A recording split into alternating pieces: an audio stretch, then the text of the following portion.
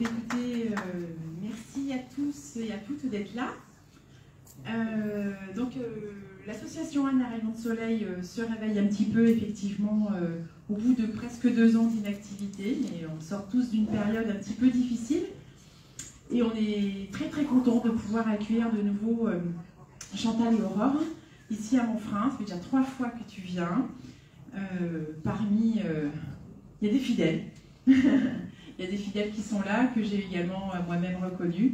Et encore une fois, merci de venir passer cet après-midi avec nous sur cette action qui a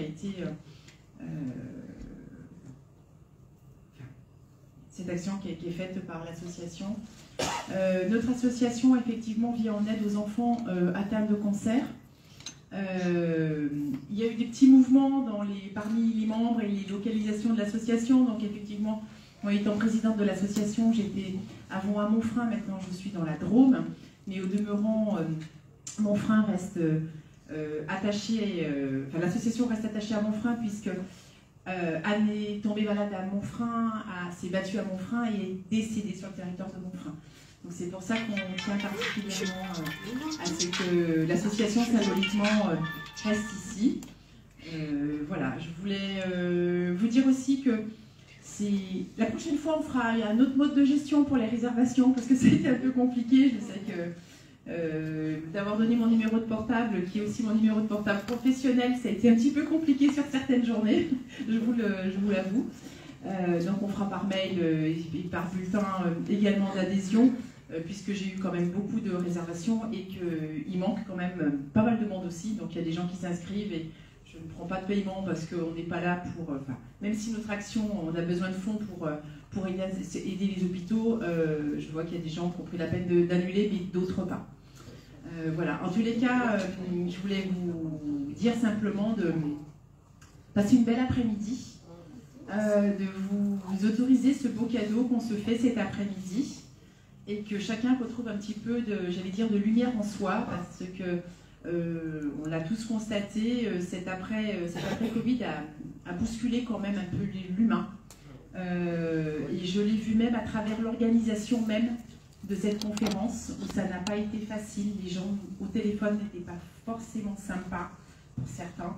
Et lorsque j'ai annoncé que la conférence, voilà, on ne voulait pas non plus une salle comble, à un moment donné, on veut un modèle un petit peu intime. Et c'est vrai que j'ai pas forcément eu des bons accueils, des gens qui m'ont raccroché au nez. Enfin, je suis désolée, mais je voulais vous le partager parce qu'on organise ça demande du temps. Bénévolement. Pardon ? Tu le fais bénévolement. Et je le fais effectivement bénévolement, tout comme Chantal, effectivement.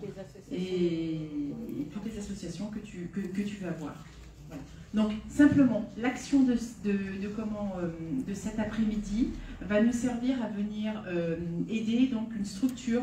Donc, a priori, on se dirige vers l'hôpital de Valence, où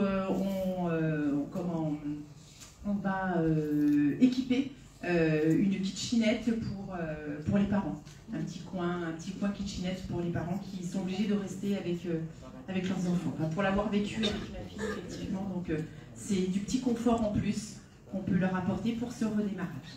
Et du coup, parle-nous d'Anne un petit peu. Oui, pardon. Parle d'Anne. Oui. Ah, Anne, c'est vrai que... Il faut en parler. C'est vrai. Anne est une petite fille qui était atteinte d'une gliomatose cérébrale. Pas pour le petit bébé, là. Ah non, je ne l'ai pas mis. Avec ça, oui. Anne était atteinte d'une gliomatose cérébrale, donc une tumeur rarissime. Elle était le 13e cas mondial quand ça s'est diagnostiqué.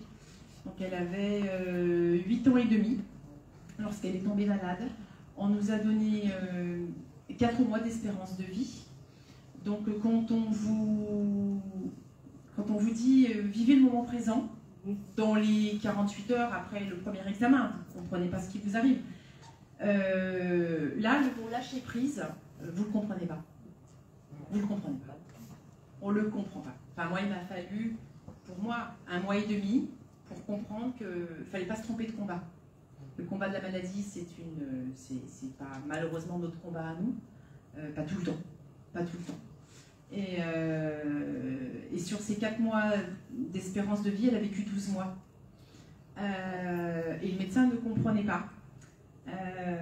Médicalement, il n'expliquait pas pourquoi cet enfant était toujours en vie, pourquoi ma petite Anne était toujours en vie, à part, comme il m'a dit, médicalement, je ne le justifie pas, à part qu'elle ait de l'amour qui coule dans ses veines et qui la maintient par niveau.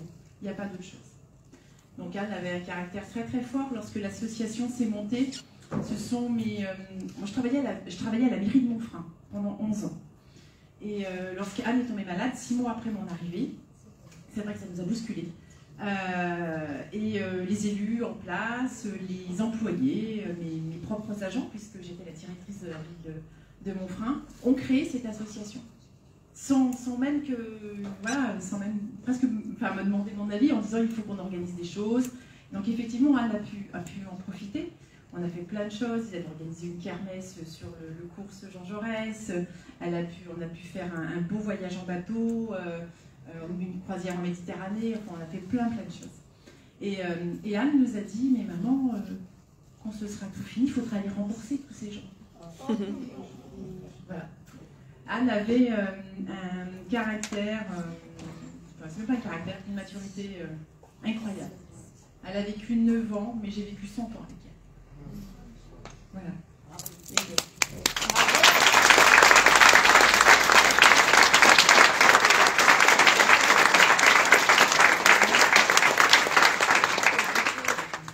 Voilà, alors le mot lâcher prise, pourquoi est-ce que j'ai choisi cette conférence? Voilà, comme je vous disais, à l'issue de la période qu'on vient de passer, je pense que voilà, c'est important aussi de lâcher prise par rapport à tout ce qu'on a dû subir. Enfin, je ne veux pas rentrer dans ce débat-là, mais voilà, c'était comme ça. Et puis même au-delà de cette crise Covid, on a tous vécu, et vous avez certainement vécu des drames dans vos vies. Et c'est un petit peu de lâcher prise pour pouvoir poursuivre et continuer. Bonne conférence. Merci. Bonjour à tous et à toutes. Bonjour. Moi, je voulais signaler que le dimanche dernier, c'était la fête des mères et je voulais vous souhaiter, vous toutes ici, une bonne fête des mères, en retard un petit peu.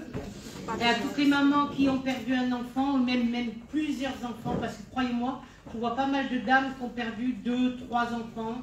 Celle qui est le plus marquée, elle en avait perdu 5, c'était la gendarmerie qui avait sonné à la porte et qui en disant Madame Intel, connaissez tel et tel et tel enfant, les 5 enfants étaient tués en voiture. Donc je voulais donner comment on appelle ça, comme une grâce, comme un remerciement à toutes ces mamans qui sont là, vivantes sur cette terre, toutes les mamans qui sont aussi dans l'au-delà et qui sont décédées, qu'on y pense. Et aussi marquer un petit temps d'arrêt aussi pour bientôt la fête des pères, puisque ça suit toujours la fête des mères et après c'est la fête des pères. Il n'y a pas que les cadeaux. Il y a les bisous qui doivent être distribués et il y a l'amour surtout dans le cœur que l'on doit démontrer et qu'on doit non seulement donner et recevoir. Aujourd'hui, nous allons parler du lâcher prise. Et vous allez voir, c'est une entreprise strictement personnelle. Pas facile de lâcher. Alors, le lâcher prise.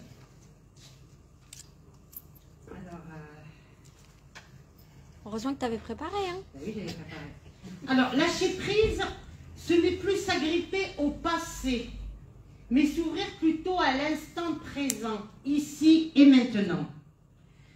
Ce n'est ni craindre, ni espérer en l'avenir, mais construire celui-ci au présent, chaque jour de notre quotidien.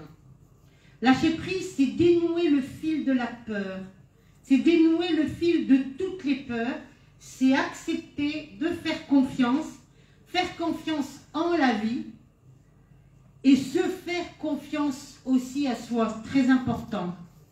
Le lâcher-prise, c'est apprendre à agir et non réagir.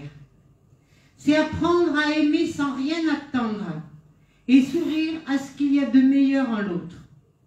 C'est savoir aussi accepter que l'autre soit différent et l'aimer tel qu'il est. Vous n'avez pas remarqué, quand vous rencontrez quelqu'un, vous voulez toujours le changer. Hein, il y a quelqu'un qui ne va jamais, il faut toujours me le changer. Lâcher prise, c'est apprendre aussi à pardonner. Vous savez que le pardon, c'est 2 fois plus fort que l'amour. Et aussi, dans le pardon, c'est se pardonner soi-même aussi. C'est aller au-delà des apparences, des peurs, des bonheurs, des joies, des peines. c'est s'ouvrir à ce qu'il y a de meilleur en soi-même. Lâcher prise, c'est naître et renaître à chaque inspiration. C'est apprivoiser le détachement à chaque expiration. C'est porter un regard sans cesse renouvelé sur tout ce qui nous entoure et toutes les personnes que nous côtoyons au quotidien de notre vie et qui changent souvent. Je ne sais pas si vous le remarquez, rien n'est par hasard en fonction de notre évolution spirituelle. Lâcher prise, c'est savoir écouter sans se croire obligé de conseiller ou de diriger les autres. C'est respecter l'autre et avant tout se respecter. Lâcher prise, c'est savoir se taire pour vivre aussi dans le silence. C'est apprivoiser le silence pour que naisse essentiellement la paix. Le lâcher-prise est une technique de guérison ancienne qui fait partie de la sagesse orientale. Chez les bouddhistes, cela s'apparente au renoncement et nous aide à ne pas sombrer dans un monde incroyable d'habitudes et de projets autodestructeurs. Pour atteindre le bien-être intérieur et vivre l'instant présent, non pas au sens d'un cautionnement de l'événement, mais au sens de l'accueil d'une réalité. Son intérêt est de nous décrocher de la souffrance, toujours liée au refus des faits et de l'environnement, humain ou non. Ce refus de la réalité entraîne une résistance et un conflit en soi. Il est toujours possible de changer en soi une habitude qui revient à notre insu ou un défaut dont on ne veut plus. C'est un travail qui donne ses fruits à moyen terme, car, comme Mark Twain l'a écrit, on ne se débarrasse pas d'une habitude en la flanquant par la fenêtre, il faut lui faire descendre les escaliers, alors marche à marche, pour la faire sortir à l'extérieur de sa maison. Or, on ne peut pas changer ce que l'on voit. Tentez de ramasser par terre un crayon que vous ignorez, ou que vous ne vez pas, ou que vous ne voyez même pas. Vous aurez beaucoup de mal. Rejeter la réalité ne permet pas le changement ni la résolution du problème. La première étape du changement commence donc par l'acceptation de ce qui arrive ou de ce que nous ressentons. Les ennemis de l'acceptation sont la prévalence des émotions, le déni ou la fuite, l'aversion, la colère, le doute, la haine, la peur, ou l'attachement aux préjugés, illusions, généralisation, jugement de valeur, maîtrise et contrôle de tout, et tout ce qui est engendré parce que divers auteurs appellent l'orgueil ou l'ego ou le mental. Ils ont pour effet de plaquer une réalité déformée sur l'environnement et de nous faire vivre dans une dualité, un conflit intrapersonnel plus ou moins conscient entraînant tension et souffrance, puis symptômes et expressions, le fameux maladie. Et si on découpe le maladie, ça développe la maladie. Pour guérir, il faut trouver la source de notre ou de nos problèmes différents, découvrir ce qui ne sert à rien de dépendre de quelqu'un ou de quelque chose pour pouvoir être heureux. Tout simplement avec des choses simples. Mais pourquoi faire simple alors qu'on peut faire compliqué? N'est-ce pas? L'art du lâcher-prise, c'est lâcher quoi exactement? Le simple fait de vouloir se libérer d'une situation déplaisante ou d'une douleur émotionnelle tenace qui ne suffit pas. Il faut alors le désirer. Il faut vouloir s'auto-guérir, s'auto-analyser pour pouvoir avancer, développer et continuer à évoluer. Le simple fait de vouloir se libérer d'une situation déplaisante ou d'une douleur émotionnelle tenace ne suffit pas, il faut le désirer. Combien de personnes le désirent? 24 heures, 48 heures et après on baisse les bras. Non, il faut, comme j'ai envie de dire, qu'on ait la niaque, qu'on le veuille. Le contraire du lâcher-prise, c'est la résistance. Une personne résiste quand elle refuse ce qui se passe à l'intérieur d'elle ou à l'extérieur d'elle. puisqu'on perd le contrôle, le self-control. Quand elle lutte contre elle-même ou elle lutte aussi pour les autres. Quand elle nie ce qui est. C'est cette même résistance que je vis dans un deuil qui me force à vivre la douleur de la séparation d'avec ou avec un être cher. Ou quand un événement fâcheux vient contrecarrer le déroulement d'un voyage, qu'une personne émet une opinion contraire à la nôtre, ou alors qui se comporte d'une manière qui contrarie une de nos valeurs. La résistance est normale, c'est une stratégie de survie, c'est un mécanisme d'adaptation profondément ancré dans notre cerveau qui nous porte à vouloir fuir ou à éviter des situations, des émotions potentiellement ou réellement qui nous font souffrir, inconfortables, menaçantes, et qui va alors troubler notre vie ou peuvent troubler tout simplement notre petit confort, notre confort matériel, notre sécurité, nos croyances, nos valeurs, nos besoins et notre équilibre, et qui va alors, au lieu de vous équilibrer, vous déséquilibrer. Je pense à une dame qui me dit « Ouh là là, c'est grave Chantal, il n'y a plus de bouteilles d'huile au supermarché et tout ça. T'inquiète pas, elles vont revenir. » Mais non, mais c'est grave.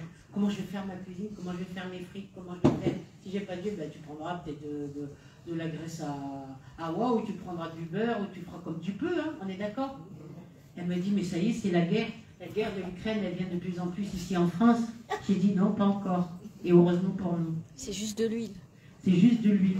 Mais quand on va contrarier vos déplacements, ou que vous allez pour chercher un paquet de pâtes, un paquet d'huile, et vos habitudes, et que vous arrivez au supermarché, que vous avez une personne qui prend 10 paquets de pâtes, ou 10 bouteilles d'huile, vous dites ben, merci pour ce qui reste, hein, pensez aux autres. Et c'est là où on s'aperçoit que, waouh, que la France, comme je le dirais tout le temps, c'est l'Eldorado. Il y a beaucoup d'autres pays. Je me rappelle avoir été à Cuba où les gens n'avaient même pas de savon pour se laver. Où tous les petits hôtels où j'allais, ben, je récupérais tous les savons, les gels douche et tout, et puis je donnais, je distribuais tout. Et je ne savais pas, si j'avais su qu'il fallait apporter plus, j'aurais porté plus et j'aurais donné plus. Mais j'ai donné ce que j'avais. Alors qu'il y en avait certains qui disaient « Ah ben non, moi je le mets dans la poche et puis ça sera pour ce soir et voilà. » Moi il y a un proverbe que j'adopte et que j'adore qui dit ceci: « Celui qui donne, ça fleurit, et celui qui garde, ça moisit. » Moi je préfère que ça fleurisse que ça moisisse. Ça n'a pas la même odeur. Vraiment pas la même odeur. Et croyez-moi, on le voit tous les jours au quotidien. Ce qui n'est pas là, c'est de résister tout le temps et d'en faire une position de vie. Le mouvement de la vie en nous est comme l'eau qui circule dans une rivière. Quand on se sent bien physiquement ou psychologiquement, rien n'arrête le courant et l'eau qui circulent, sans entrave, librement et aisément. C'est entre autres la sensation qui nous accompagne, ce fameux lâcher-prise. Nous pourrions dire que lorsque nous éprouvons des émotions positives, l'énergie circule naturellement et aisément, et nous fonctionnons alors à notre potentiel de meilleur. Quand nous résistons, quand nous éprouvons des émotions négatives, le flot de notre énergie est endigué, freiné et voire même bloqué. Les grands mystiques, les sages de tous les temps ont compris l'importance de pénétrer la vérité en relevant puis en éliminant la fausseté qui le recouvre. Le Bouddha, Siddhartha Gautama, était prince. Il vivait dans l'aisance matérielle et dans le luxe.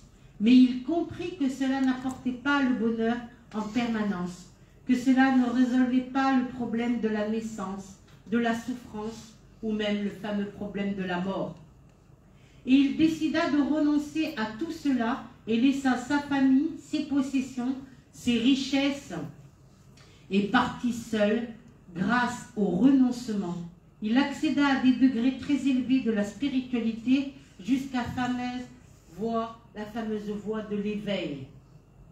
Le renoncement permet de progresser. Le Bouddha, en renonçant, découvrit les 4 nobles vérités, c'est-à-dire plus précisément. La première qui est la souffrance, la deuxième qui est le désir, la troisième l'avidité et la quatrième l'attachement. Il découvrit la possibilité de se libérer de cette souffrance, qui est la cessation du désir, de l'avidité et de l'attachement.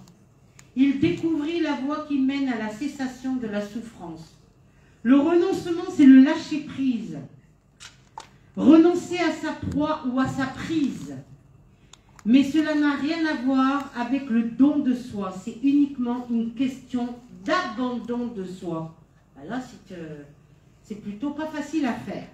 Ce n'est pas fuir le problème, mais accepter le problème.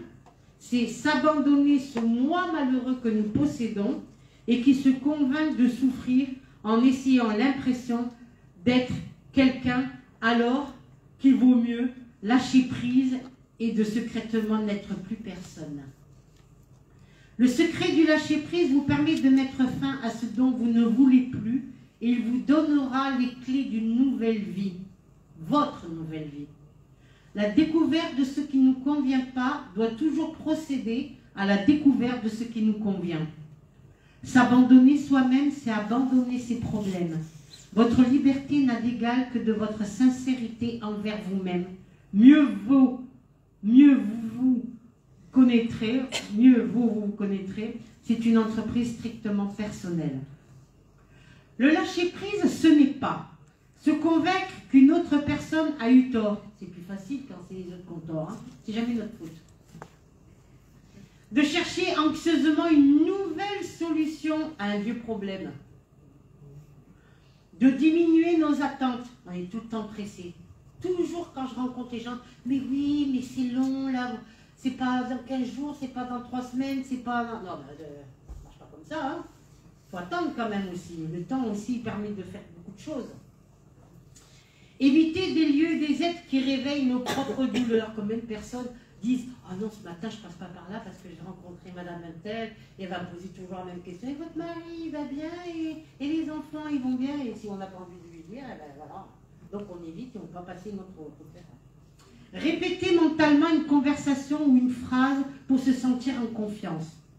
Cela ne requiert pas la force, mais alors tout simplement de la volonté de se débarrasser de nos pensées négatives et d'affronter une situation telle qu'elle est, bonne comme mauvaise.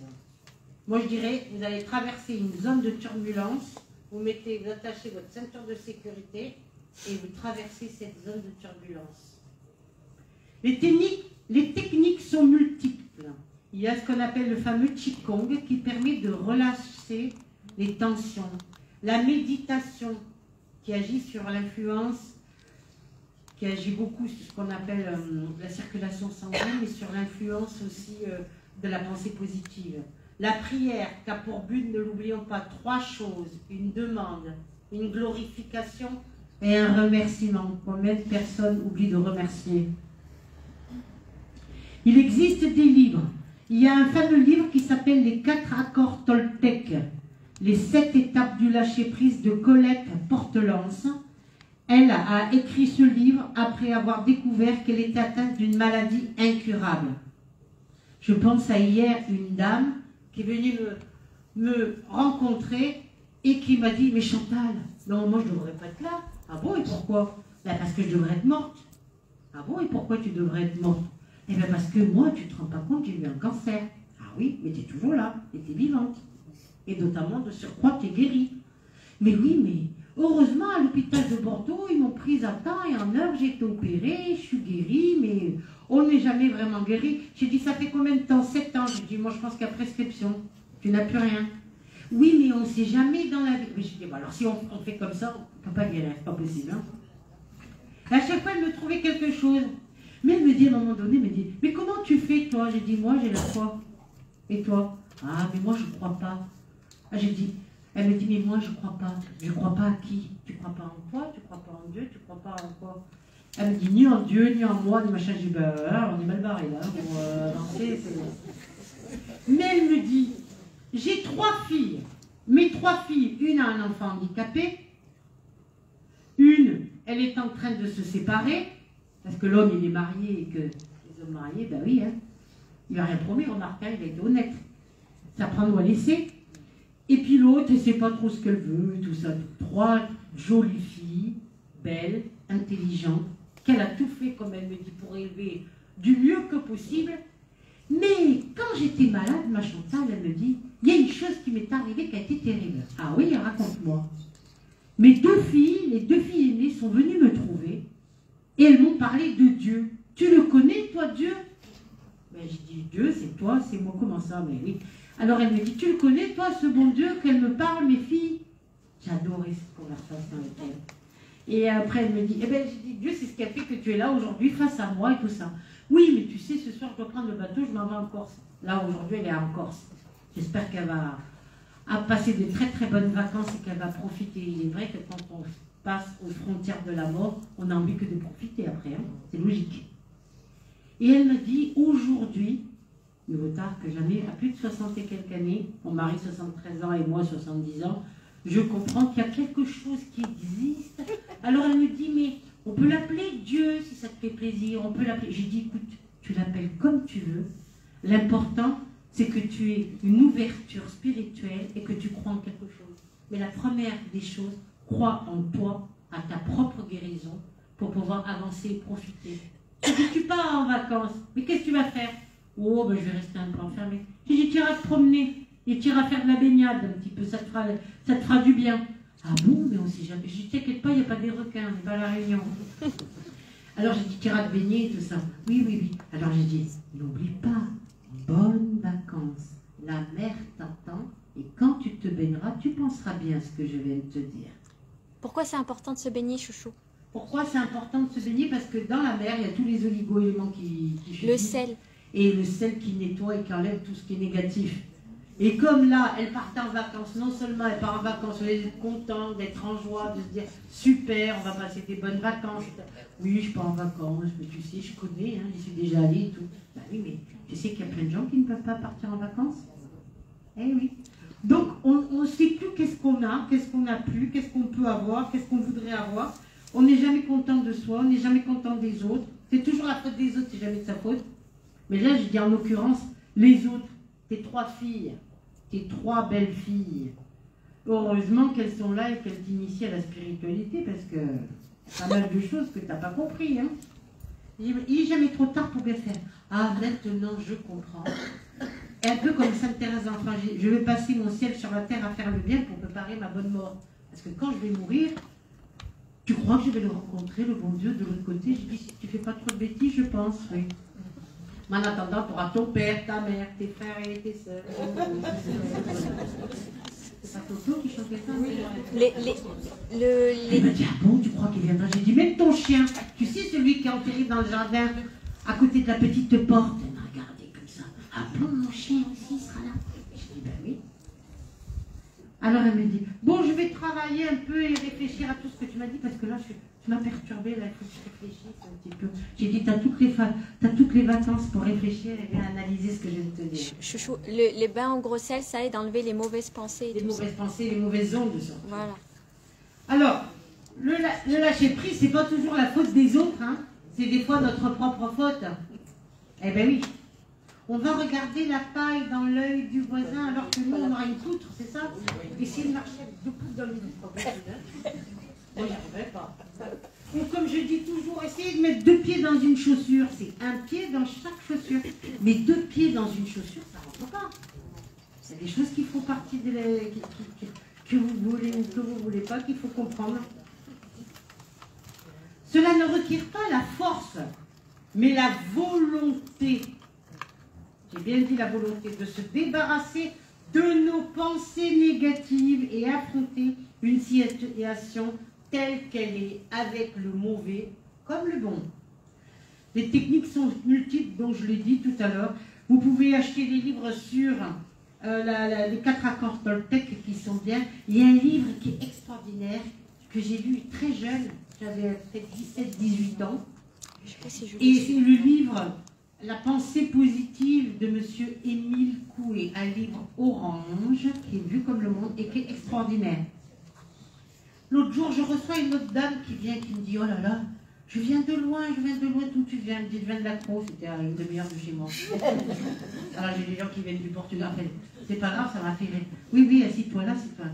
Oui, alors tu comprends, Chantal, mais moi, alors j'ai fait un IVG, ça m'a marqué toute ma vie, j'arrive pas, et tatati, j'ai tué mon bébé, j'ai fait ci, j'ai fait ça. Je dis, oh là là, je suis pas un bourreau, moi. Hein. Moi, je suis là pour t'écouter, pour t'aider. Et tout d'un coup, elle me dit, oui, alors, je sais pas pourquoi je suis là et tout ça. Moi, je rigole, je regarde et je la regarde et je rigole. Et tout d'un coup, comme un coup de baguette magique, elle me sort un livre de son sac à main. C'est pas un sac à puce, hein. C'est pour voir si vous suivez. Elle me sort ce livre du sac à main. Et qu'est-ce que je vois? C'était un livre de Madame Jeanne Moranier. Et Madame Jeanne Moranier avait perdu son fils et communiquait avec son fils à l'époque par l'écriture automatique, l'écriture inspirée. Et Madame Jeanne Moranier, je l'ai très très bien connue. Ah, j'ai dit, un livre de Jeanne. Elle me dit, oui, je l'ai payé. Elle me dit, au troc, 5 €. J'ai dit, on s'en fout. J'ai dit, c'est un livre de Jeanne. Alors j'ai dit, bon, j'ai dit, c'est sûr que toi, tu n'es pas très spirituel, mais je dis, tu sais, cette dame qui a écrit le livre, c'était une amie à moi. Et j'ai dit, maintenant, elle a fait retrouver son fils de l'autre côté, tout ça. Tu crois, toi, qu'elle a retrouvé son fils, qu'elle me dit? Et ma soeur, elle me dit, oui, alors, page 13, tel numéro, il y a ça, qui dit. Je dis, non, mais attends, entre ce qu'ils disent, ce qui se fait, tout ça. Oui, alors mon fils, mais ceci, la mort, la vie, tout ça. Mais je dis, mais il y a plusieurs plans. Elle me dit, c'est compliqué, l'au-delà. Mais il y a vraiment tous ces plans de l'autre côté, il y a vraiment tout ce travail à faire. J'ai dit, ben oui, si tu ne le fais pas ici, tu le feras là-haut. Hein. On ne peut pas éviter. Hein. Et alors, elle reprend son livre, elle me dit, bon, alors je l'aime bien, Jeanne referme le bouquin de la Jeanne, et elle le remet dans son sac à main. Et j'ai dit, remercie Jeanne de t'avoir guidée vers moi.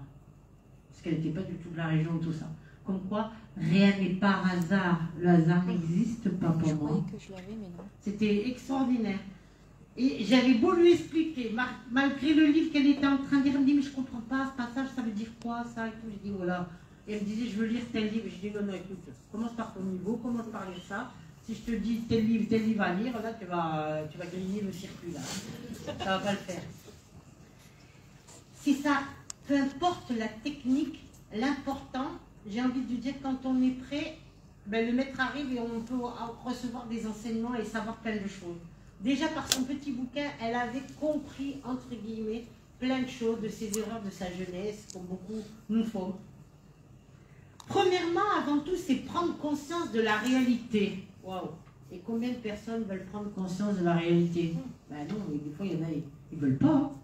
Il faut prendre conscience de chaque situation que nous vivons, en identifiant bien le déclencheur de la souffrance, la situation précise qui nous a blessés et la difficulté alors éprouvée.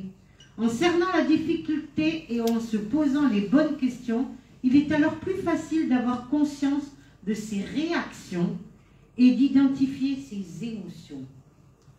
Deuxièmement, accepter la réalité. Ah oui, mais des fois, vous avez le tableau, il est juste devant vous, et vous regardez à droite, à gauche. Comme je dis toujours, toi tu vas à la mer, tu ne trouves pas l'eau. Et une dame, elle me dit, pardon, ça veut dire quoi, vous là? Ben, tu vas à la mer, tu ne trouves pas l'eau, tu es à la mer, et il ne trouve pas l'eau. Ça veut dire, elle ne veut pas voir la mer, quoi. Alors qu'elle est juste en face d'elle. Puis c'est évident.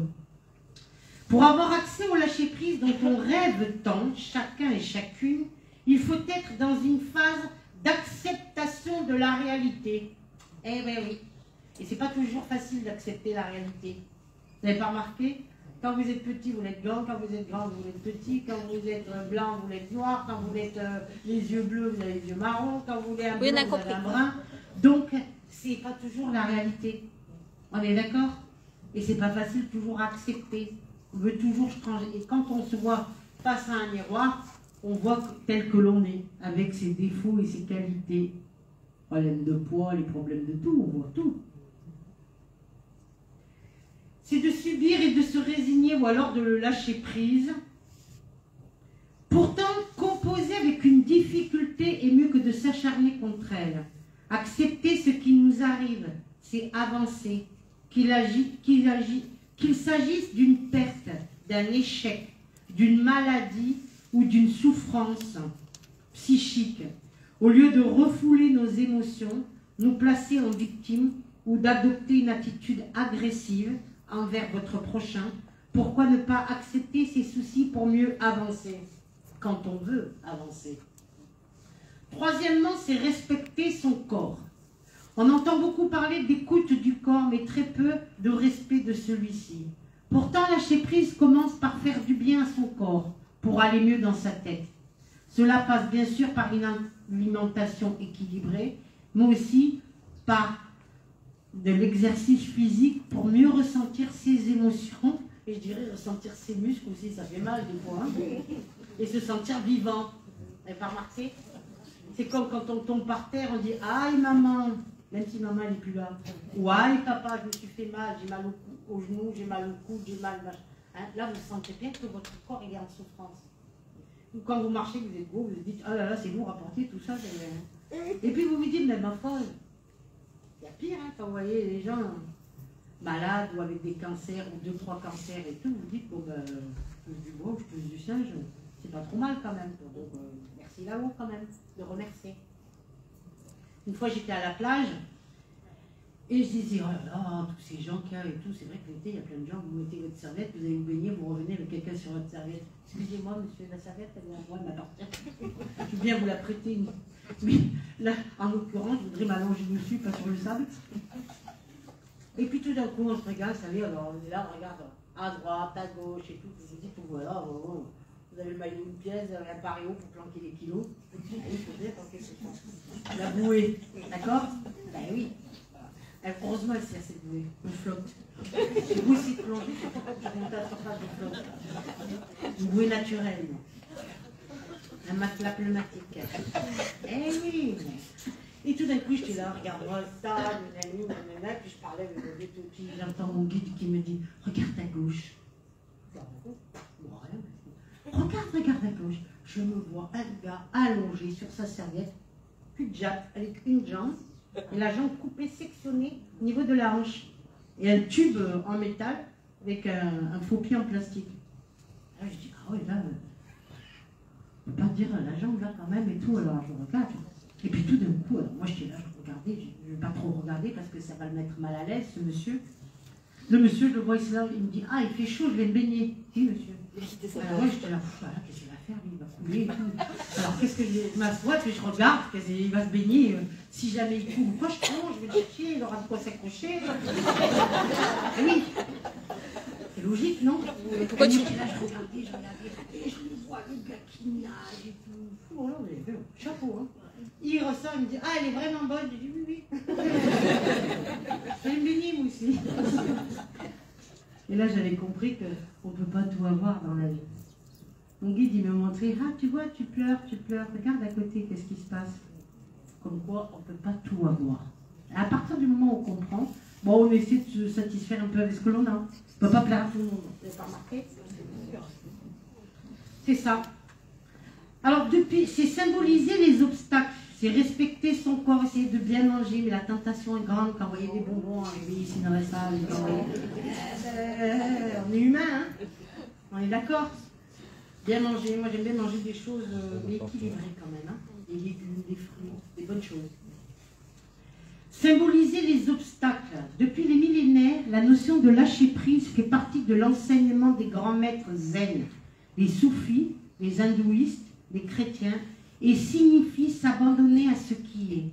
Lâcher prise, c'est donc cesser de se battre et de vouloir tout contrôler pour passer le relais à ses ressources intérieures. En gros, la réponse est en vous. Servez-vous des symboles pour incarner de ce qui ne va pas dans votre vie et de ceux qui vous bloquent. Un pont brisé, une chaîne rompue, un cadenas fermé, dont vous avez perdu la clé. Cette image vous mènera à des solutions concrètes. Elle permet de franchir les obstacles. N'écoutez pas votre mental qui vous dit que c'est impossible. Croyez en vous. Lâchez prise chaque jour. Une fois que la première partie du chemin est faite, il ne faut pas se reposer sur ses lauriers. Une fois que l'on est capable de trouver des réponses en soi, que l'on se connaît assez pour surmonter ses peurs et ne pas dramatiser à chaque situation, tout devient alors fantastique et possible. Chaque jour, tâchez de ressentir vos émotions pour parvenir à les surmonter sereinement. Vous vous sentirez plus libre et plus fort. Ne cherchez pas à fuir et soyez honnête avec vous-même. L'autre jour, j'avais une danseuse de pole dance et tout qui vient me voir. J'ouvre la porte, bonjour madame. Regarde. Vous avez un corps de pharaon, de déesse, vous avez un corps de pharaon. J'ai dit, oh, vraiment, belle femme, 60 et quelques années et tout. J'ai dit, franchement, elle est fait au moule et tout. Comment vous faites et tout? Ah oui, je fais du sport tous les jours. Je dis, ben, moi, je fais du vélo, j'essaie de marcher. Elle n'arrive pas, hein, c'est une nature, on est d'accord? Donc, elle me dit, oui, mais ça fait 40 ans que je ne mange pas, machin. Déjà, je mange que le midi, le soir, j'évite pour essayer de limiter les dégâts. Donc, je vois cette femme et j'ai pensé à une amie à moi et j'ai dit, c'est quand même bizarre. Toute ma vie, j'ai attiré des personnes qui étaient danseuses. Danseuses de flamenco, danseuses classiques, danseuses machin. J'ai dit, rien à voir, parce que vous n'êtes pas visible de danseuse. Hein.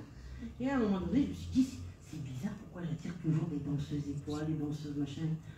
Et alors, j'avais une amie qui était danseuse étoile et qui disait, ma Chantal, alors, vous savez, quand j'allais prendre le petit déjeuner avec elle et tout, on était assises à table, alors là, tiens-toi droite, tiens la tête droite, le machin, tout. Oh, moi, en face d'elle, je faisais plein de complexes. Hein. Et puis, elle me dit, tu veux que je te serve ton petit déjeuner sur les pointes, Chantal? Ça prend pas. Elle sort ses petites ballerines, les pieds, papa. Alors, pour rigoler, un jour, on parlait de pas mal de choses et tout ça, j'avais mis ma tête, comme quoi on peut tout le temps changer, j'avais mis ma tête sur un tutu d'une danseuse avec des belles jambes et un tutu rose, vous savez. Et me disait, bon, alors, ils veulent tout le temps, vous savez, je veux ceci, je veux être danseuse, je veux être ceci, je veux être cela, mais on est ce que l'on est. Et moi, pour rigoler, j'avais dit, ben moi aussi, j'aurais aimé être danseuse étoile, mais je ne suis pas danseuse étoile, on est d'accord? Pour dire qu'on ne peut pas changer certaines choses et qu'il y a des choses que nous devons bien accepter. Nous sommes tous différents, tous avec des problèmes plus ou moins différents ou avec des dons différents. Quand vous regardez, dernièrement, j'ai vu un jeune homme qui est venu me voir qui m'a dit, Chantal, il faut que je m'écris. Je dis, pourquoi? Tu as des problèmes de santé? Il me dit, non. Il me dit, je suis chanteur. Alors j'ai dit, écoute, eh ben, grand bien te fasse, tu vas venir me chanter une chanson. Il nous a chanté du lyrique en acapella comme ça avec son micro. Moi j'étais comme ça devant lui, bouche bée, et j'ai dit bravo. Et moi pour moi c'est un don. Parce que vous mettez 10 personnes côte à côte chanter du lyrique, bah, ça ne donnera pas le même résultat. Hein. Surtout qu'il n'avait fait ni solfège ni quoi que ce soit. Donc c'est plein de choses comme ça. Et lui il se trouvait, j'ai dit, tu sais, il me semble que si tu maigris beaucoup, au niveau de ta voix ça va pas mal changer. Hein. Donc, tu n'auras plus la même voix. Ah, tu crois qu'il me dit Chantal? J'ai dit, à mon avis. Et alors, il me dit, bon, ben ok, pour l'instant, alors j'arrive pas à maigrir et tout, c'est normal. Je dis, bah, oui. On ne peut pas toujours tout avoir. Comme quoi, même que vous soyez chanteur, musicien, ou que vous soyez ce qu'on appelle cuisinier ou autre. Ben oui. La dernière fois, j'ai vu un gars, il était cuisinier, je passe à côté de lui, je dis, oh là, vous me rattrapez, vous, hein? Cuisinier, Chantal, ah ben oui. Vous goûtez tous les plats, je suis obligée de goûter. Mais oui, je dis, si c'est trop salé, si c'est trop poivré, puis en entre-temps, vous mangez le plat à moitié. Et tout. Oui, c'est bon, Chantal. Ben oui, c'est bon. Ben oui, Prince brioche, lui aussi. Hein. Là, j'ai dit, ben, attention, là, pour l'été, oui. Oui, pour aller à la plage, je me dis, j'y vais pas à la plage. Je dis, oui, c'est normal avec la brioche. Pour vous dire que comme quoi, on ne peut pas tout avoir. Et il me dit, pendant le confinement, j'étais à Dubaï, c'était un chef pâtissier, il avait écrit un livre, un super livre, et il me l'a dédicacé. Je dis, oh super, il y a des recettes et tout dedans, oui, de toutes les recettes à faire et tout. Ben, je ne sais pas si j'aurai le temps, mais quand j'aurai le temps, on essaiera. Hein. Non. Et il me dit, ah ouais, là j'ai mon pitbull. Fais pas ça, fais pas ci, fais pas ça. Ah oui, c'est comme ça, hein, chacun son truc. Et donc, je regarde sur le livre, tout ça. Et il me raconte, il me dit, j'étais en plein confinement, le premier confinement. Je pensais que j'allais mourir tout seul comme un con à Dubaï, et tout, parce que ma famille, tous en France et tout. Ben, je dis, mais pourquoi ah ben non, on ne pouvait pas voyager, on ne pouvait pas prendre l'avion, on était... Et il me dit, je suis tombée par hasard sur une de vos vidéos. Vous croyez vraiment que c'était par hasard? Il me dit, oui, quand même, de Dubaï. Je dis, ben quand même. Et il m'a dit, j'ai beaucoup rigolé à chaque fois que je faisais la cuisine avec vous. Et il m'a dit, je voulais absolument vous rencontrer. Alors j'ai dit, mais vous faites des spécialités? Il était vendéen, ce monsieur. Et il m'avait porté plein de brioches vendéennes. J'ai dit, oh là. Hein? On a tout mis, mais on n'a pas tout mangé parce qu'on a mis à congeler pour en garder un peu pour la suite. Parce que sinon, quand on avait plein de brioches comme ça dans des haines. Moi, j'ai la brioche sudiste, hein, j'ai pas la brioche vendéenne. Hein. Mais c'était extraordinaire. Comme quoi, vous voyez, comme quoi la connexion, que peu importe à quelle distance vous êtes quand les choses elles doivent se passer, elles se passent. Et il a compris beaucoup de choses. À partir du moment où lui, il a lâché ses peurs, parce qu'il avait peur de mourir tout seul dans un hôpital, seul, sans sa famille, sans avoir revu sa femme, ses enfants, tout, c'était terrible. Et il m'a dit, vous m'avez redonné le goût, un regain d'énergie, et maintenant je vais mieux. Mais je dis, mais il faut continuer à avancer spirituellement, hein, n'oubliez pas. Il m'a dit, ok, à la prochaine, je lui ai dit. Donc c'est faire un choix et assumer qui nous permet d'avancer. Septième étape, c'est passer à l'acte. Cette étape est souvent difficile à réaliser car elle implique d'aller vers l'inconnu. Par peur des choses, on a souvent tendance à reporter. Pas aujourd'hui, non, demain. Et c'est pas après-demain. Ah ben après-demain ou la semaine prochaine.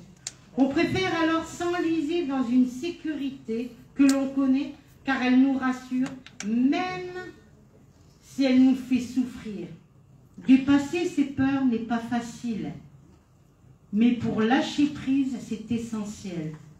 Osez sortir des sentiers battus, arrêtez de vous imposer ces contraintes motivées par cette fameuse culpabilité. La peur du rejet ou de l'abandon. Restez bien centré sur votre intuition intérieure et les besoins de votre cœur. Écoutez votre être intérieur. Votre niveau spirituel dépend clairement de votre capacité à voir clair, à lâcher prise pour trouver le bonheur, la paix, la santé physique, psychique et mentale. La seule chose qui s'écroulera lorsque cela sera acquis, c'est la maison hantée d'adulation de soi, d'illusions rassurantes, où vous croyez trouver les réponses à la fragilité de votre existence. Accepter, ce n'est pas se résigner, mais rien ne vous fera perdre plus d'énergie que de résister face à une situation que vous ne pouvez pas changer. C'est un petit texte qui a été écrit par le Dalai Lama. Le Dalai Lama, ça veut dire océan de sagesse. Nous, on n'en a pas forcément un océan. Tu peux le redire, Chouchou? La phrase? Oui. Accepter, ce n'est pas se résigner, mais rien ne vous fera perdre plus d'énergie que de résister. Plus vous allez résister, plus vous rendrez malade face à une situation que vous ne pouvez pas changer. Quelle sorte de situation que nous ne pouvons pas changer? La maladie, la mort, face à la mort, face à la perte d'un être cher et que nous devons accompagner jusqu'au bout.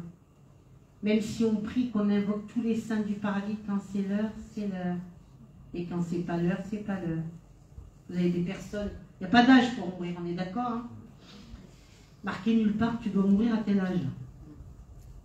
Et quand vous avez des personnes qui se battent, une fois j'ai une jeune femme d'Avignon, pas loin d'ici, qui est venue me voir, 3 cancers qu'elle avait. Donc elle vient me voir, je dis, je suis pas tout bib. Bah oui. Un dossier médical, comme ça, je dis, bon, je peux vous dire, comme monsieur médical, déjà quoi, enfin, je me demandais comment elle faisait pour être debout et vivante. 3 cancers. Elle me dit, je viens te voir, Chantal, parce que les docteurs, quel docteur? Ben, les docteurs qui me soignent, l'oncologue et tout ça, ils me disent que j'en ai pour 1 mois à vivre. Ben, moi, je mets les 2 mains comme ça sur son gros dossier médical, je l'ouvre même pas, j'ai pas envie.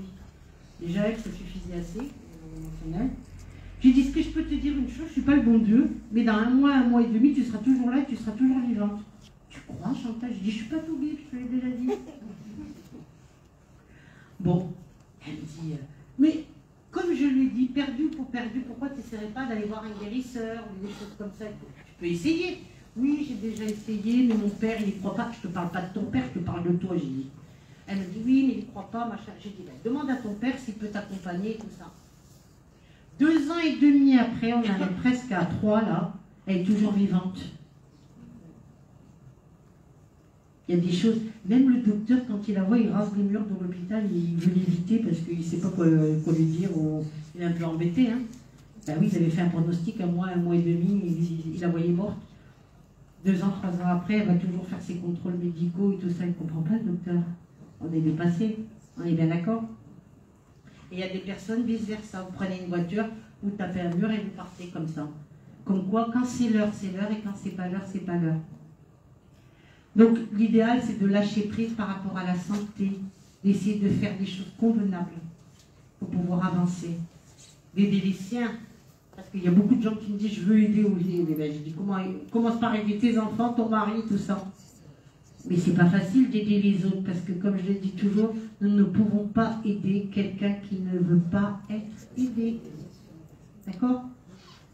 Hier, j'étais avec une dame qui avait un mari qui était alcoolique, la pauvre dame, qui était frappée de surcroît, et qui a été bien obligée de se sauver de chez elle, parce qu'elle a vu la mort face à elle, comme on dit, quand elle s'est vue frapper, pas frapper, défoncée carrément. Là, elle a eu vraiment peur, elle a pris ses clics et ses claques, elle est partie. Et elle m'a dit, j'ai tout fait, Chantal, j'ai tout fait, tout ça. J'ai dit, mais oui, mais pour ton mari, lui, il ne boit pas, lui. Lui, pour lui, ben, il va bien, il est bien et tout ça. Vous avez 2 voies complètement différentes et vous êtes séparés. Elle me dit, qu'est-ce que je peux faire? J'ai dit, mais tu pries pas, c'est difficile et tout. Hein. Donc, elle a pris un petit appartement, un petit studio, pas trop cher, très bien pour elle. Son fils est venu, lui a fait les travaux dans le studio, tout ça. Et là, tous les jours, son mari, il l'appelle. Reviens, je t'aime. Ça m'a fait penser, reviens Manon, j'ai les mêmes à la maison. C'est pas Manon des Fléaux. Reviens, je t'aime, reviens. Ben oui, parce qu'il a besoin d'elle pour les courses, pour le ménage, pour la cuisine. Et là, il se rend compte que sa petite femme qui faisait tout, à manger, la cuisine, le ménage et tout, ben, qu'il avait quand même quelqu'un de bien. Mais c'est une fois parti que les gens prennent conscience. Rien n'est acquis dans la vie. Même si vous êtes au bout de 40 ans, 50 ans avec quelqu'un qui vous dit que la dernière fois, j'avais un monsieur, il voulait divorcer, il avait 67 ans. J'ai dit, rentre chez toi. Il m'a fatigué, rentre chez toi. J'ai dit, ta femme, elle pleure et tout, allez, rentre chez toi et tout, et excuse-toi quand tu rentreras et tout. Il est rentré chez lui. Il m'a appelé le lendemain pour me remercier. Oh, ma femme, elle pleurait, t'avais raison. Hein. Je pensais pas qu'elle m'aimait comme ça. C'est pas possible, hein. 67 ans, vous l'avez divorcé. J'ai dit, mais t'as dépassé la retraite et tout. Faut arrêter les bêtises, les conneries. Hein. On est d'accord? Il y a des fois des cas de force majeure. Et puis il y a des moments où on n'accepte pas les choses. Alors lui, c'est pareil. C'était tout sa femme et lui, il était parfait. Ben oui. Donc lâcher prise, c'est une entreprise strictement personnelle. C'est un travail que vous allez faire sur vous au moment où vous avez peur. Pendant le Covid, beaucoup de gens avaient peur d'attraper le mal à dire. Peur de mourir, une épée Damoclès comme ça sur la tête. Mais j'ai dit à certaines personnes, pourquoi vous avez peur alors qu'il y a plein de personnes qui meurent tous les jours?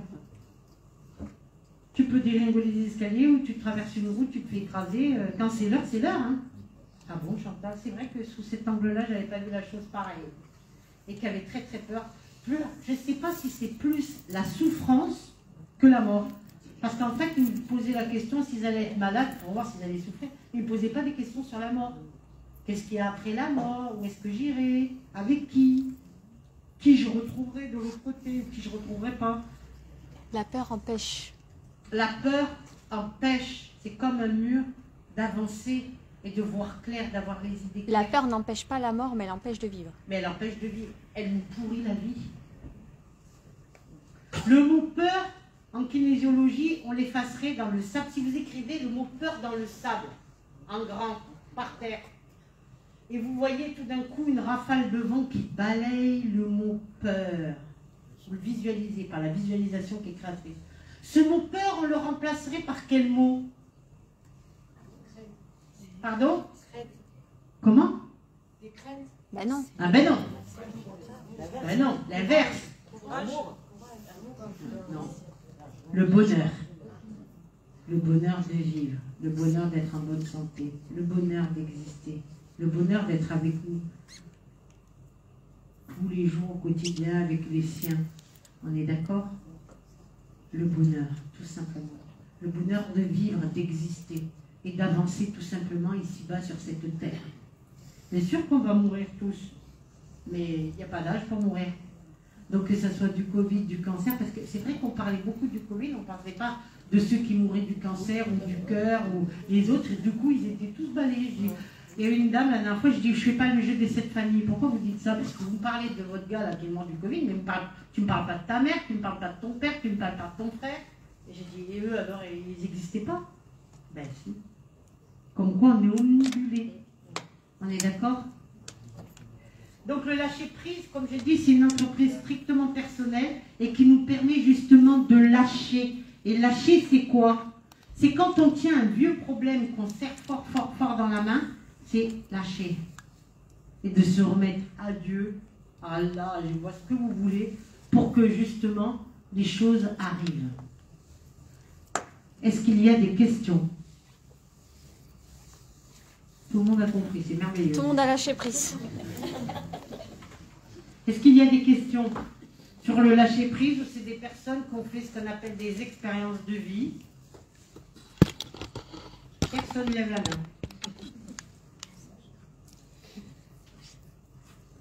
Alors, vous pouvez vous faire aider aussi, éventuellement, vous pouvez aller voir des thérapeutes. On travaille de plus en plus sous hypnose, avec la kinésiologie, le FT, le MDR, il y a pas mal de techniques pour nous aider à lâcher. Hein. Mais lâcher, c'est exceptionnel parce que ça nous permet aussi d'avancer dans notre vie. Quand je vois dans des salles comme ici, parce que moi je parcours quand même pas mal de salles, des personnes qui ont perdu quelqu'un depuis 40 ou 50 ans et qui n'ont jamais fait le deuil. Et c'est horrible. Et qui s'empêchent de vivre et d'exister et qui ne vivent plus, qui survivent plutôt que d'exister. Qui culpabilisent. Ah oui, mais moi je suis là, lui il n'est plus là, et s'il me voit là-haut, qu'est-ce qu'il va penser? Mais c'était comme ça. Ah oui, c'est ce que je dis. Je dis, vous pensez vraiment que quelqu'un qui vous a aimé vivant sur cette terre et peut penser des mauvaises choses sur vous, une fois après décédé, c'est pas possible. C'est juste pas possible. Il n'y a pas de questions. Ils ne sont pas curieux aujourd'hui. Ah, quand même. Bonjour. Bonjour, Chantal. En fait, quand on sait que c'est le moment de partir, de mourir, est-ce qu'il y a lâcher prise? Tout à fait. Ça dépend. Bon, ça dépend. Il y a des personnes qui se battent jusqu'au bout, qui sont tenaces, pugnaces, j'ai envie de dire. Ouais. Et puis il y a des personnes qui se battent peut-être au début et qui comprennent que bon, ben, c'est le fatum, la destinée, et que si on doit partir, on doit partir. Quand c'est l'heure, c'est l'heure. Ouais, et là, on doit lâcher, et là, les choses, elles arrivent. Ouais. Oui, comme la petite Anne, là, en fait, elle est partie plus tard que prévu. Oui.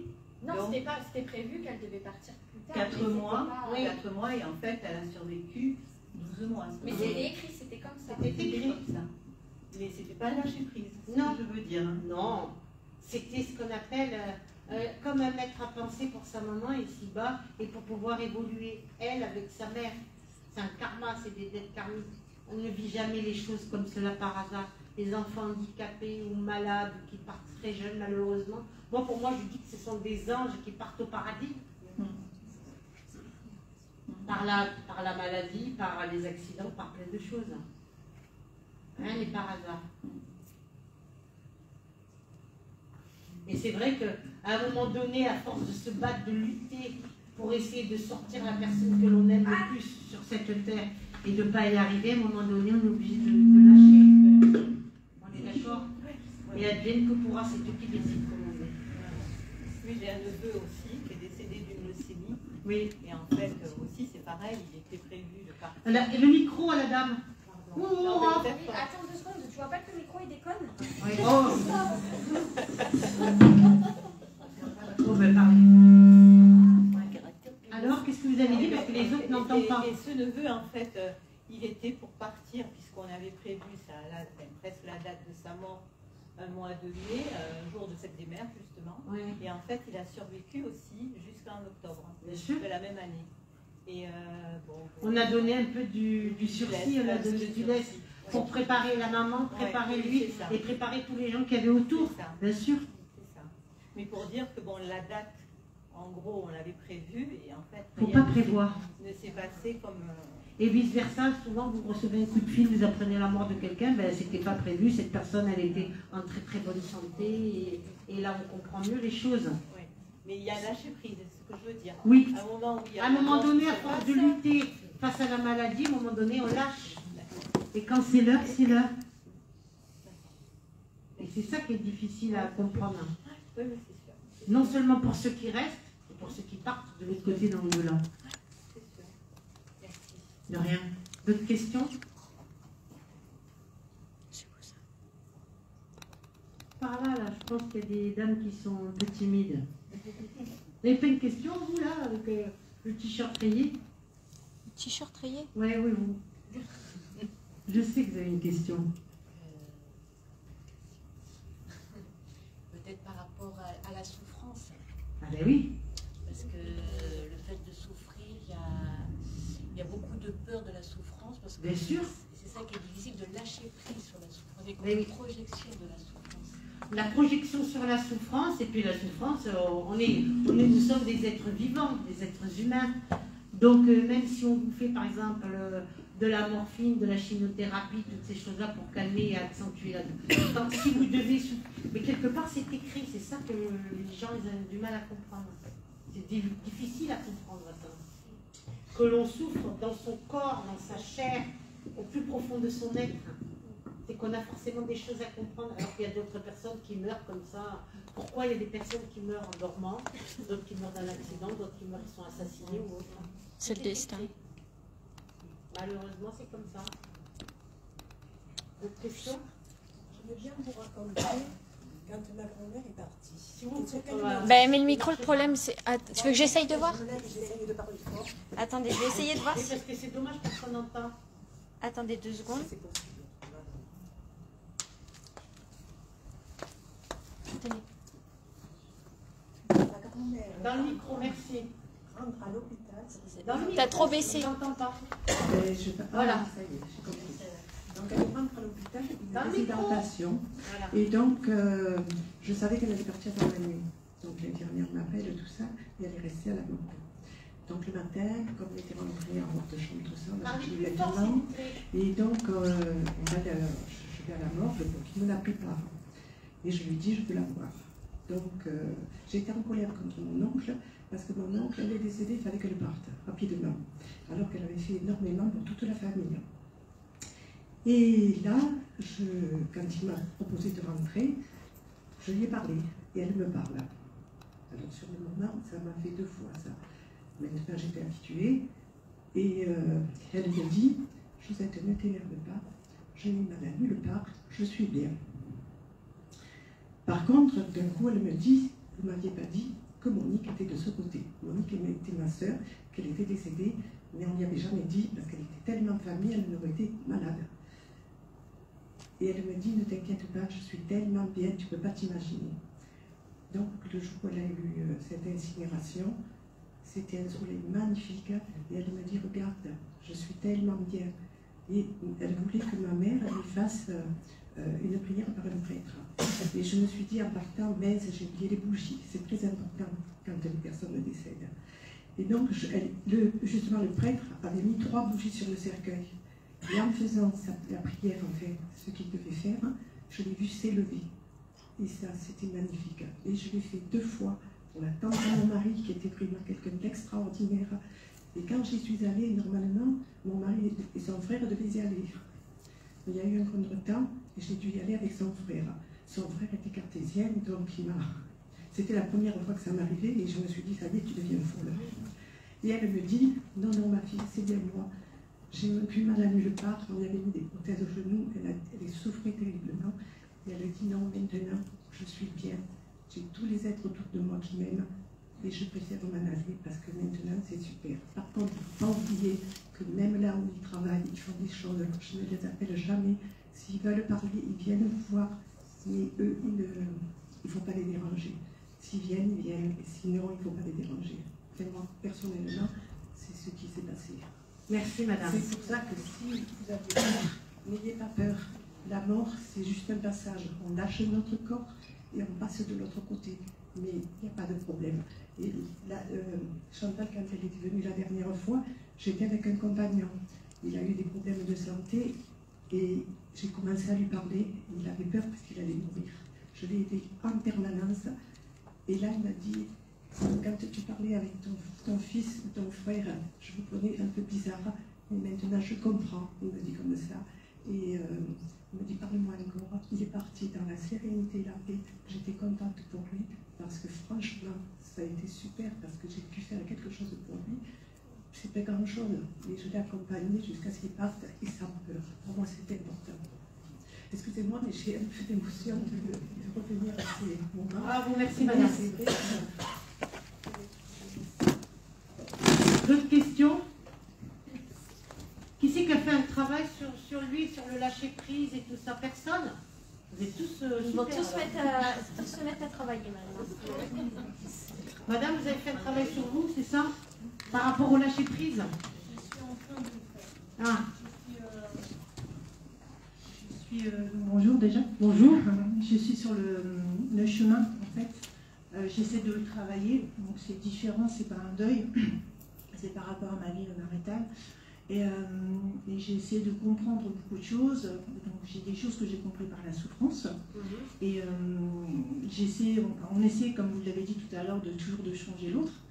Et aujourd'hui, en fait, c'est pas changer l'autre, mais c'est changer soi. Exactement. Par un long travail. Et il y a des fois aussi, on se pose la question, effectivement, si on ne doit pas lâcher prise par rapport à une situation qu'on ne peut pas changer, par rapport au conjoint. Et on est toujours, la problématique de lâcher prise, c'est qu'on est toujours dans l'espérance. On est dans la souffrance, on s'analyse, on fait un chemin, mais en même temps, je ne dis pas qu'on est perdu, mais on espère toujours quelque chose. Voilà. Et moi, je suis dans cette phase-là où c'est un peu... Délicat, mais positive en même temps. Mais positif, parce que c'est un vrai travail. Et c'est ça qui fait partie de l'évolution spirituelle aussi, hein, attention, parce que ça implique une évolution. Tout à fait. Et c'est ça, dans l'évolution spirituelle qui est pas toujours facile à faire et tout ça, on doit tout travailler. C'est comme la machine à laver, pré-lavage, lavage, rinçage, essorage. C'est ça. Ah, le linge il n'est pas bien blanc, on va repasser un coup de lavage, d'accord? Exactement. Là où ils ont tout leur temps, nous pas. Et D'accord? puis un autre point aussi, c'est non seulement la souffrance, mais aussi le fait, quand on est dans un schéma de longue date, alors oui, il y a la peur, ça c'est une chose, mais on a du mal à lâcher prise de tout ce qu'on a construit. Oui. Et c'est ça en Parce fait. qu'on va vers le renouveau ou l'inconnu Tout et à ça fait. fait toujours, on a toujours peur de l'inconnu. Tout à fait. C'est sûr. Voilà. Merci. Voilà. Merci à vous. Une dernière question, peut-être, à quelqu'un? Oui, Ah, voilà. oui, Bonjour. bonjour. Oui, j'ai une question. En ce qui me concerne, lors du décès de ma maman, j'ai constaté sa grande difficulté justement à lâcher prise et à accepter que le moment était venu. Ça a été. Qu'elle devait partir. Voilà, c'est ça, c'était un moment terrible. Et je n'ai pas su ce qu'il fallait faire pour l'accompagner dans ce moment-là, dans ce passage-là, en dehors du fait, bien sûr, d'être présente. Et j'aimerais savoir si, effectivement, il y a certaines choses qui peuvent être La faites. prière, madame, accompagner le défunt, c'est ce qu'on appelle l'accompagnement mourant. Accompagner au travers de la prière. Souvent, il y a des personnes qui ont peur de mourir. Une fois, j'avais un monsieur comme ça en conférence qui me disait il avait eu 3 femmes. 2 étaient décédées, une l'avait quitté, puis il avait eu d'autres dames dans sa vie. Alors il me dit, bon ben si j'ai bien compris, je vais retrouver mes 3 femmes de l'autre côté. Il m'a dit, oh là là là.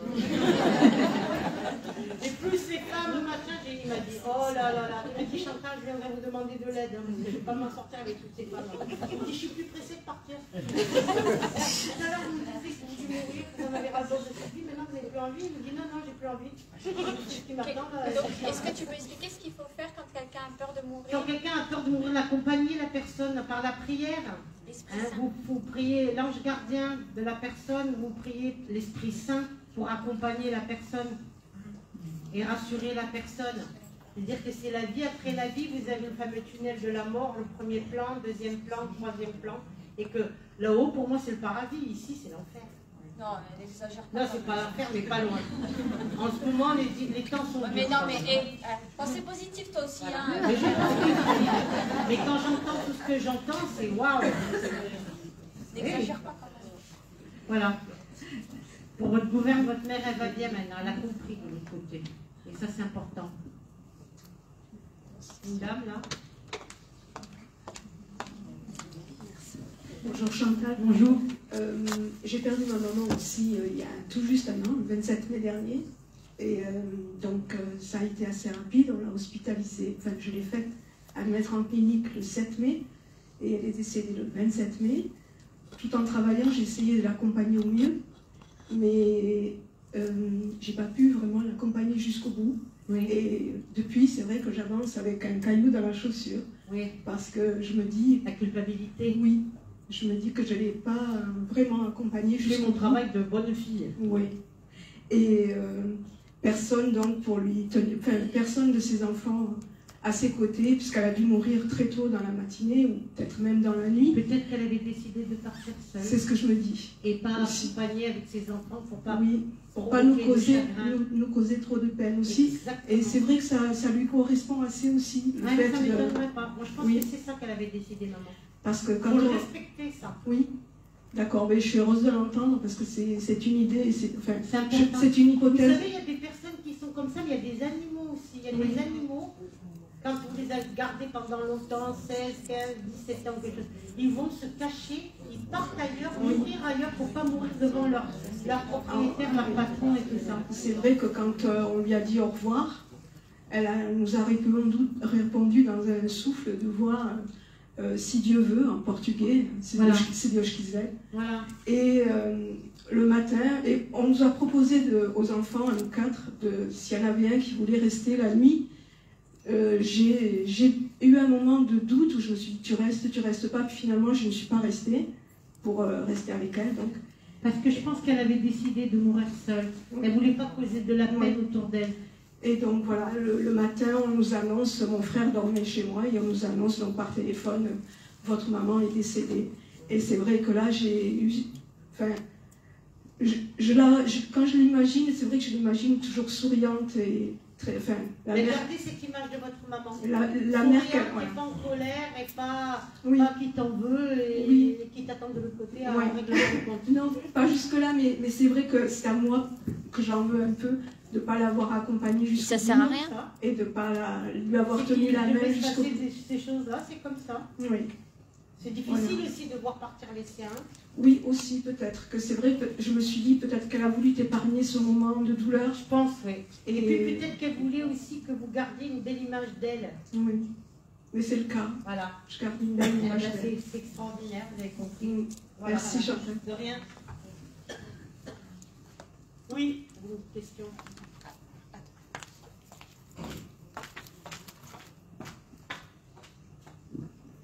J'aimerais simplement rajouter quelque chose sur le lâcher-prise, moi quelque chose qui m'a beaucoup aidé.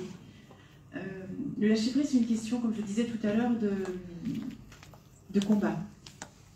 Et il ne faut pas se tromper de combat. Et ça, une fois qu'on a dit ça, c'est quand on est face à son mur, on ne les voit pas forcément, les différents combats. Moi, la chose qui m'a beaucoup aidée, et encore maintenant, alors je vais essayer de vous le dire sans me tromper, parce que cette phrase n'est pas de moi, mais lorsque nous n'avons pas le pouvoir de pouvoir rajouter des jours à la vie. On n'a pas ce pouvoir. Par contre, on a un autre pouvoir, c'est de rajouter de la vie au jour. C'est comme ça que... Et de l'amour, au travers de l'amour. Et quand tu veux dire ton combat, ça veut dire combattre la maladie ou être là pour ta fille, c'est ça que tu voulais dire? Mais ça peut être, oui. La première fois, effectivement, que j'ai été vraiment confrontée à la notion de lâcher prise, parce qu'on a tout, il y a des micro-lâcher prise dans tout. Je veux dire, ça peut être simplement, effectivement, comme tu disais tout à l'heure, ne pas vouloir croiser sa voisine pour ne pas avoir envie de lui raconter, voilà. Mais le vrai premier choc pour moi du lâcher prise, ça a été effectivement de se dire, de lâcher prise, mais pourquoi ma fille, pourquoi dans sa tête, pourquoi moi, pourquoi nous, qu'est-ce qu'on a fait, voilà, ça c'est un combat, c'est le premier, mais voilà, c'est surtout ça le message que je voulais vous dire, c'est alors ça peut peut-être pas parler au jour d'aujourd'hui à certains d'entre vous, mais de l'avoir entendu, enfin moi je l'ai lu à un moment donné pendant que ma fille était à l'hôpital, et ça, un jour j'ai compris. Voilà, on a un déclic avec le temps.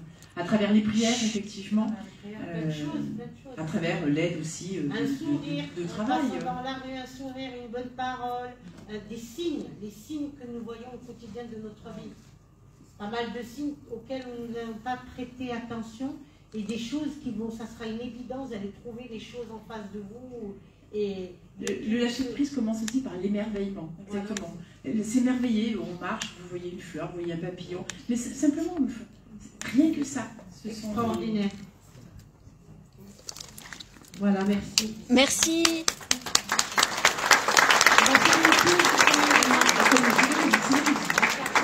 Il est 20. On va vous mettre à disposition.